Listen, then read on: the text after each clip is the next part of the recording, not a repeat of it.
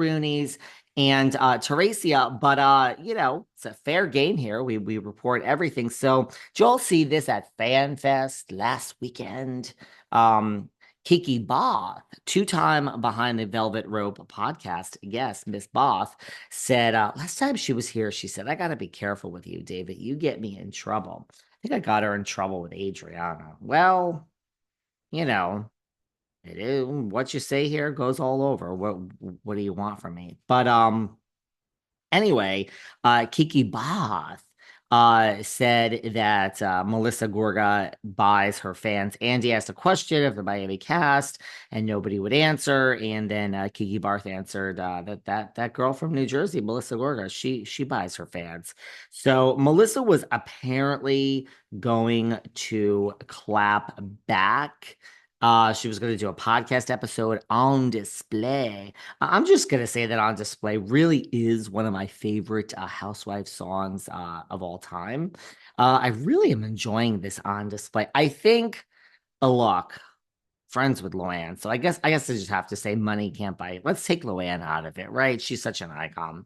But short of that, how many fucks? Because it's kind of my theme song, so I got to give it to EJ and this On Display. But Kiki Barr said that Melissa Gorga buys her fans. Back in the day, I used to talk about this a lot. I was convinced that Teresa and Melissa both bought their fans because I don't know. But now Messy G has blocked me. So I mean, but Josefina Gorgasita has not.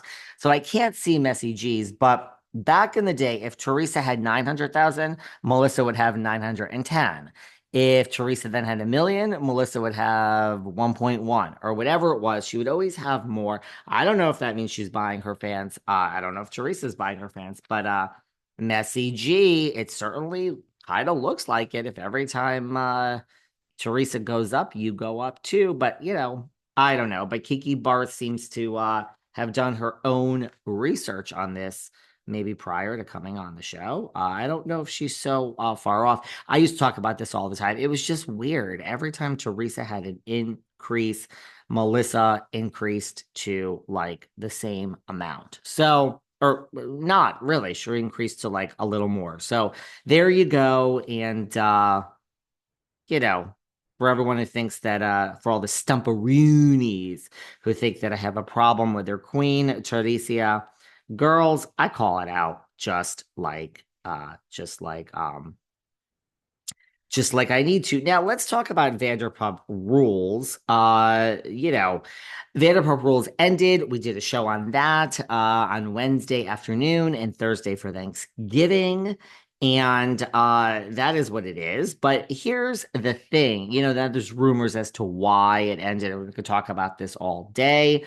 I don't really know if we should. I mean, it's pretty obvious. It was the obvious reasons, but insiders now confirming our reasons. Yeah, in part it was money, but they're saying, money aside, it wasn't even, it doesn't even matter if it was money. Like basically, it wasn't sustainable. There's no story. They're not interacting with each other. They're not speaking to each other. Where would the show have gone?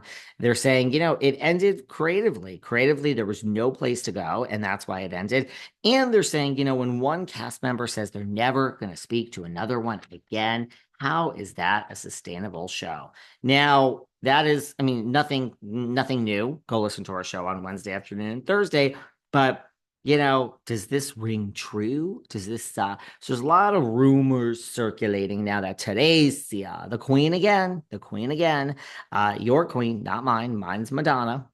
But your queen, Teresa Giudice, that she is very, very concerned because, Vanderpump Rules has ended creatively. We have nowhere to go. And when one person doesn't speak to another, there's no way to sustain the show. Well, that sounds like Teresa. And that Teresa is very concerned after Vanderpump Rules has ended. I call kind of bullshit on this. I mean, I think Teresa has been concerned. I mean, the thing is on pause.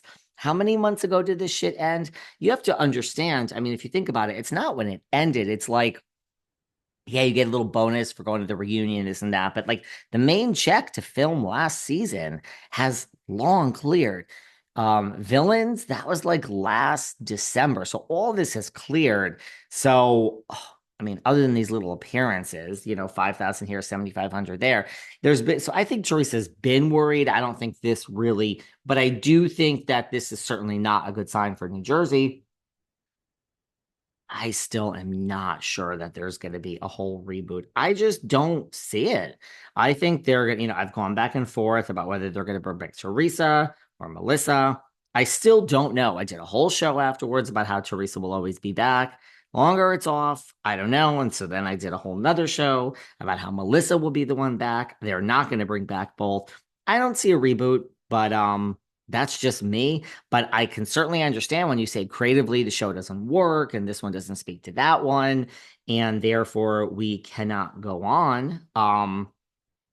I think that is the exact Jersey that is the exact Jersey situation, and I think everyone should be worried, and I think Teresa especially because she really needs and relies on the money. There are others there that need the money as well, but she would be number one based on the amount she made and the amount she spended. She needs it more than anyone, and I think Louis is making shit, and I think he's there for the fame and the money. I agree with everything everyone has said. No offense to Louis Aurelius. And I guess after her, who would I think needs it second? I guess Dolomite. Hello, Dolomite. I think Dolomite needs it. Although I think she lived, I mean, look, she comes in with that Birkin. Come on now. It's not real. It is what it is.